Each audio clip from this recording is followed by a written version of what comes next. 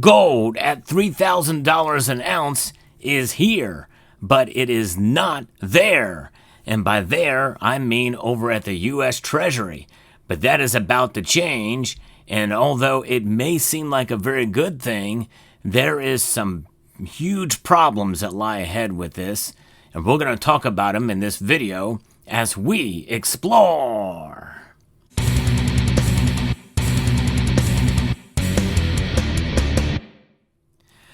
It's been an amazing ride for gold, for sure. Reaching $3,000 an ounce, many people feel that it has a whole lot more room to move to the upside, and whatever it does, it's going to continue to preserve our wealth, that's for sure. You know, when I buy gold, I always think about it in the long term. I buy to hold.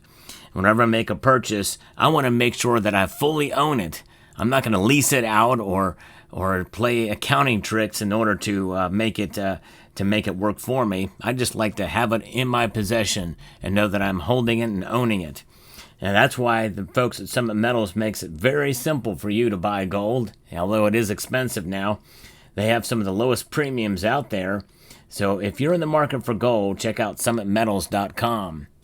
So what's going on here? Well, a senator from Wyoming has just made a very massive bill that she has put forward here that is quite something. Cynthia Loomis from Wyoming introduced legislation to revalue gold under the guise to create a strategic Bitcoin reserve.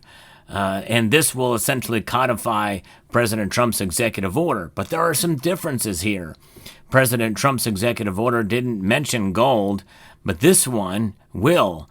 And it will revalue gold. And actually, I'm looking at the bill right now. I'm going to read to you exactly what is going to be happening here. It is very fascinating to see what's going to be happening with this. But the Federal Reserve system gold certificates, not later than 180 days after the date of enactment of this act, the Federal Reserve banks shall tender all outstanding gold certificates in their custody to the Secretary of the Treasury. That's right. The Federal Reserve holds these certificates, which are essentially represent gold at $42.22 all the way 9 decimal places over cents. That's what you see here on your screen. At $42.22. It's crazy.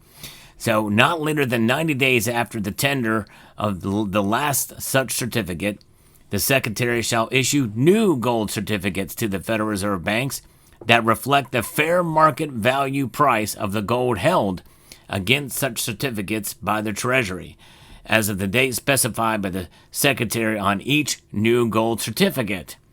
Upon issue by the Secretary, each Federal Reserve bank that receives a new gold certificate shall remit the difference in cash between the old and new certificates to the Secretary for deposit in the general fund within 90 days. Boom, there it is. And that sounds like it would be good. You know, we're going to be essentially taking this thing and adding a bunch of money to our treasury, which will obviously, some of it will be used to buy gold. What will happen to buy Bitcoin, rather, which is known as digital gold, that they kind of refer it to. Well, we have 8,133.5 tons approximately, and that accounts for nearly a quarter of the global gold reserves. While if we accumulate 1 million Bitcoins, which this legislation is requiring, that's 200,000 a year. That's 1/21 of the entire Bitcoin holdings around the world. I don't know of any other nations that have a Bitcoin reserve, so we may be the first. I think we already have about 200,000 of them already that have been seized from crime. It almost seems like we don't need much more, or others could be purchased in some other way. But this sets up to be able to use those gold certificates to buy Bitcoin. And to me, that's a problem. Yes, indeed. It is a big problem for sure, because that means we're essentially selling off our gold. Now, this readjustment about the revaluation, it refers to the revaluation of the gold reserves held by the Treasury from the legal price of $42.22 22.222 an ounce to the current market price, which is about $3,000 an ounce right now. So let's take a step back and think about this. How did we get to $42.22? The Treasury, they just have not updated it since then. Well, it all began under Executive Order 6102 under Franklin Delano Roosevelt, who, under his order, required the U.S. citizens to forfeit their gold. And that's exactly what they did under that executive order, under penalty of, I think, $10,000 and maybe some jail time. And really started with this. And these coins here were the largest gold coins produced by the U.S. Mint at the time. And so this is $20, which is based off the $20.67 per ounce. This is not quite an ounce. And all that is derived from the U.S. Mint Act of 1792 that set the weights and measures for the dollar in gold and as well silver. But after that, I think the next year or the year after, gold was revalued to $35 an ounce. Everybody got the hoodwink on it, that's for sure. They were only able to keep 5 of these coins in their possession. Otherwise, anything else had to be turned in. And then after that, it wasn't long after that, the gold was revalued to $38 a troy ounce, according to the holdings of the Treasury. And then finally, $42.2222. But that would generate a book gain of approximately $750 billion. And so that is essentially after you take away the book value of $11 billion. Now, the legislation doesn't actually say if it fluctuates, if those new gold certificates would fluctuate with the market price, or if it's a snapshot of the market price at the time of acquiring those certificates. And what are these gold certificates? Well, they were issued to the Federal Reserve banks back from the mid-1800s, or just after the Civil War, all the way to 1934. But as of the December 2013, holding $11.037 billion of these certificates, the Treasury backs these certificates by holding an equivalent amount of gold at the statutory exchange rate of $42.2222 per troy ounce of gold. Though the Federal Reserve does not have the right to exchange their certificates for gold, this will be changed in the legislation that has been presented by Loomis, as certificates are denominated in dollars rather than a set weight of gold. Any change in that exchange rate towards a much higher market would result in a windfall accounting gain for the Treasury. That windfall accounting gain will allow them to use some of it to buy Bitcoin with it. And that's the trouble. That means our gold is being held as collateral. Do we really own it? We're using it and equating it with Bitcoin. I don't know that I'm in favor of that. I guess, you know what they say, he who owns the gold owns it, or he who holds the gold owns it. We would still hold the gold, and we would still own it. And maybe just the whole thing about about the faith and the full faith and credit of the United States of America is enough. But I don't know. This just kind of makes me nervous. So we'll see how this plays out.